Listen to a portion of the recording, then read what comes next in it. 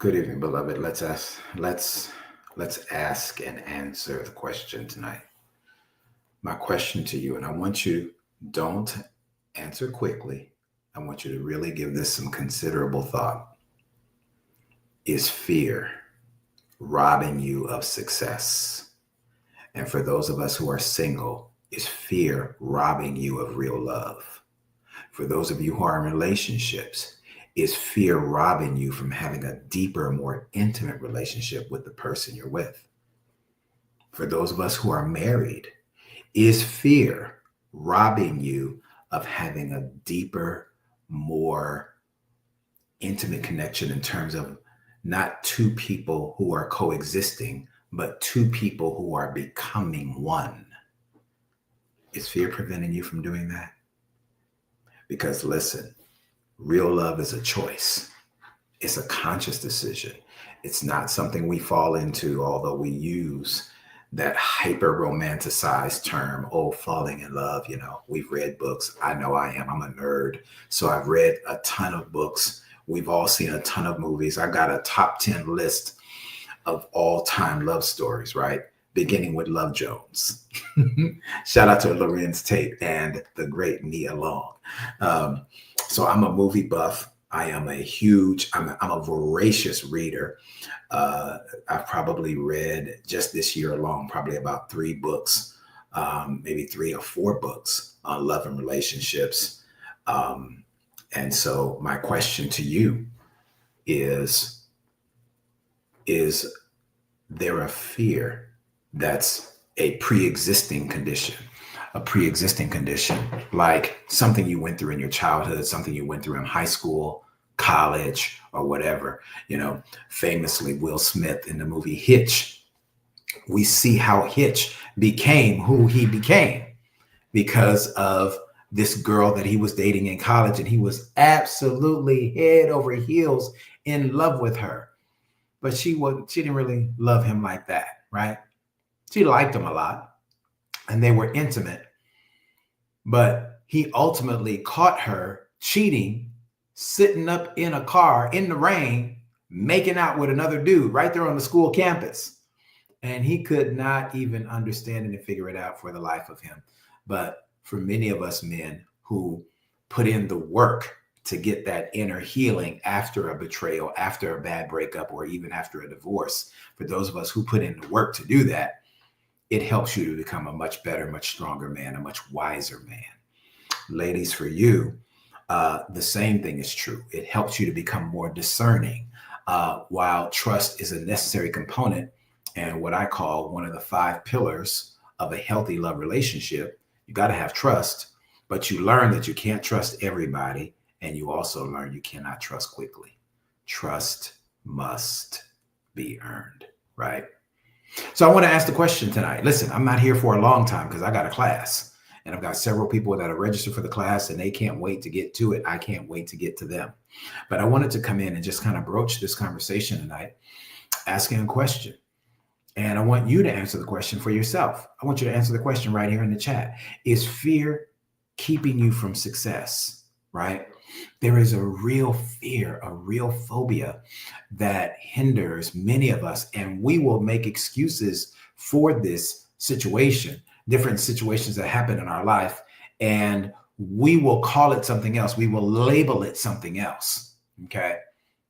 But the reality is, family, and I touched on this last night, but the reality is a lot of us deal with atelophobia.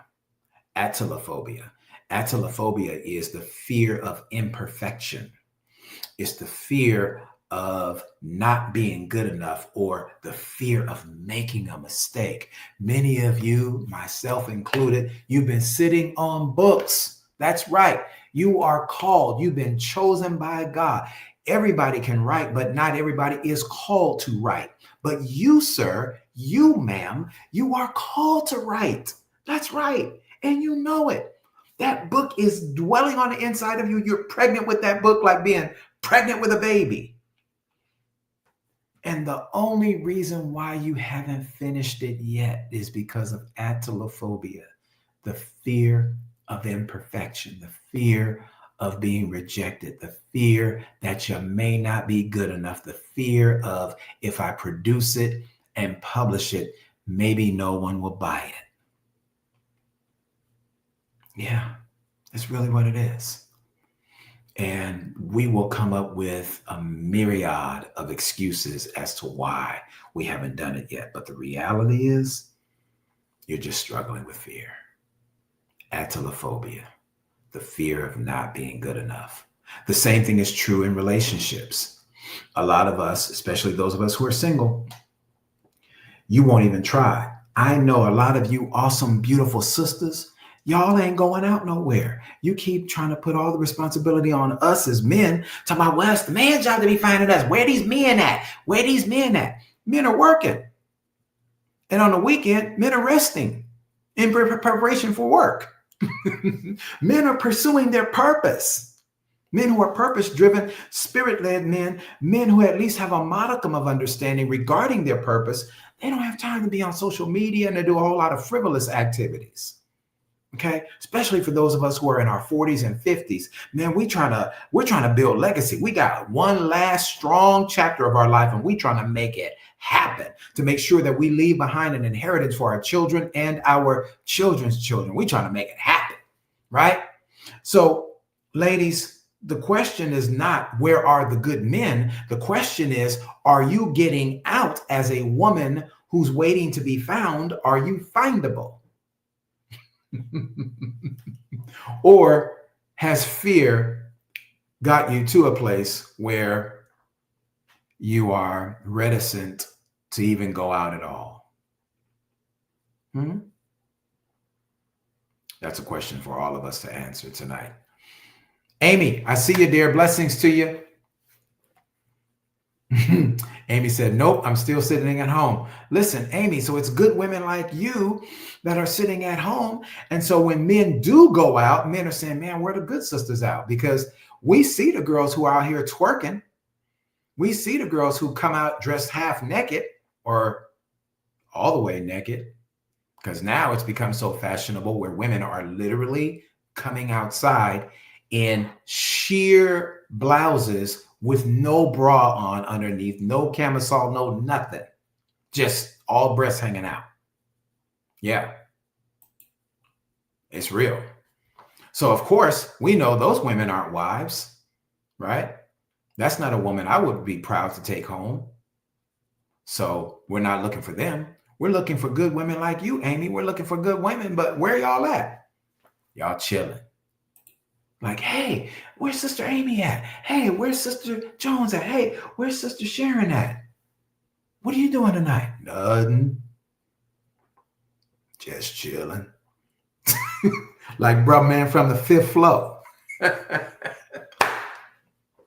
Bro man, what you doing? Nothing.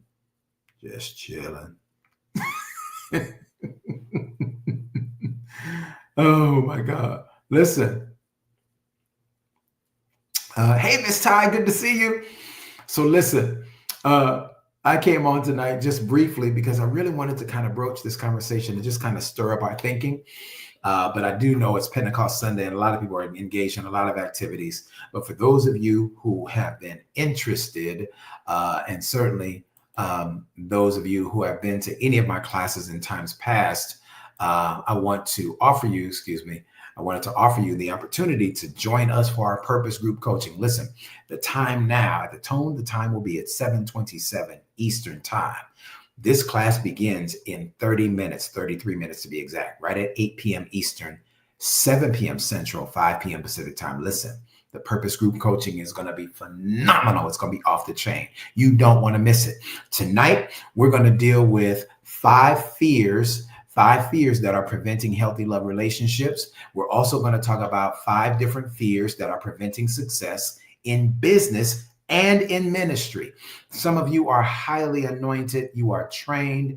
You are skilled in the word, but you haven't gone forth in your ministry simply because, 3 things. Number 1, you haven't had that push and that encouragement from the place, from your leadership, number one. Number two, you're battling your own fear, again, atelophobia, the fear of not being good enough, the fear of being inadequate, the fear of, imperfection. There's some imposter syndrome that's tied to that as well, right? And then the third factor is that you feel like if you do go out there, that your ministry is not going to be received. And you've even sabotaged yourself with your own words. And we playfully say these kind of things, Miss Ty, but we have to remember, Amy, we have to remember that death and life is in the power of our tongue. And oftentimes we are sabotaging our own success, Miss V, bless you, dear, by saying things like this. Oh, they ain't ready for me yet. I'm not even going to go out there because they ain't ready for me. Oh, they're not ready for my story. Oh, they're not ready for my book. Oh, they're not ready for my song. Oh, they're not ready for my testimony. Oh, they're not ready for my art. They're not ready for my whatever. And the fact that you keep speaking into the atmosphere, those words, the greater impact is what you're saying to your own soul, your mind, your will, and your emotions. The soul and the spirit of man and woman doesn't know when we're joking. Every word has power.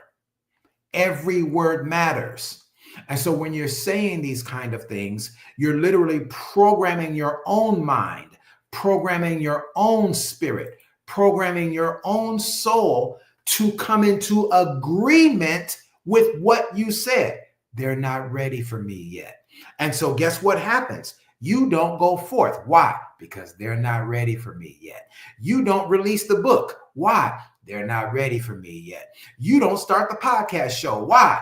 They're not ready for me yet. You don't go out on a date. Why? Because all the men in the world that you could possibly meet, ladies, they're not ready for me yet. I'm a real one. And these men today, they're not ready. So you mean to tell me all the men in the whole wide world, in this big old world, over 10 billion men with a B that are out here in this world, and none of them are ready for you because you're so absolutely splendiferous that nobody is ready for you. Really? You're that awesome? You need to go on to heaven. God needs you up there more than he needs you down here. You too, man. We're guilty too. I'm an equal opportunity preacher. I got to talk about us men folk too. Come on, bruh. You're that awesome that ain't no women out here capable of being a helpmeet to you or being a purpose partner to you. Really? You're that freaking awesome? Come on, bruh. Come on, man. Nobody's that phenomenal. There's only one. So listen, I'm being humorous, but I'm being very serious. Listen, program your mind and your spirit for success. Program your mind and your spirit for connection, not disconnection, not division. Program your mind and your spirit for purpose and healthy love relationships.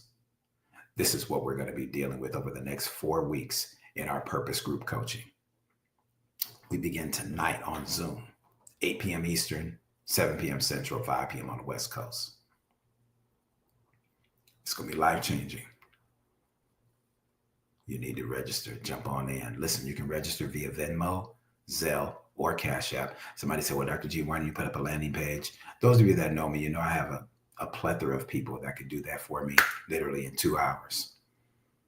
I purposely chose not to do that because the last class I held had 56 people in it, and I wasn't able to really give time to those who really needed that one-on-one help in the group coaching as we have the Q&A that followed the teaching. And so I wanted this to be more intimate. And so we've been presenting it here. Now, I'll probably do something different the next time, but I'm grateful for about the 20, 25 people that have registered and are coming. So you are welcome to attend. Join us. It's only $97. That's less than $20 a week. 4 sessions. You get me. And we're going to be getting into relationships, how to discover what God put you on the earth to do, how to distinguish between your passion and your true purpose. It has been erroneously taught by many that your passion is your purpose, and that's definitely not the truth. Passion can be the fuel for your purpose, but passion in and of itself is not your purpose. All right. Think about it from a relational standpoint, that many of us have had some very passionate relationships, but they were more of a destiny distraction than they were a destiny mate. All right. So I hope you all would attend. Again, you can register by simply going on Zelle, Venmo, or Cash App, GTH Global, the number 7. That's GTH Global, the number 7. The class is only $97. It's going to change your life. We're also going to be talking about over the next 4 weeks how to know if he or she is the one. How to know if this person has the potential to be your purpose partner. All right. I promise you, you'll be blessed. All right, y'all. So I'm out. I love you. I hope you've been encouraged by the broadcast. And it's going to be on Zoom. Now, for those of you that may not be able to make it, listen, every single session for the next 4 weeks, every Sunday night, 8 p.m. Eastern, 7 p.m. Central, 5 p.m. Pacific time. Again, every Sunday night for the next 4 weeks. That's tonight, the 8th, next Sunday, the 15th, the following Sunday, the 22nd, and the following Sunday after that, the 29th. Every Sunday for the next 4 weeks, we're going to be in our Clarity of Purpose session. Okay. If you can't make it either of those Sundays, guess what? Register anyway, because you'll get the replay that we'll send to you via Zoom. All right. So register anyway. It's going to be life-changing for you. All right. All right. I love you. Blessings to you, Erica. I see you. All right. So I love you, family. Blessings on you. Have a good evening. And I hope to see you in our Clarity of Purpose series, beginning tonight in just about 25 minutes. See you soon, fam. God bless.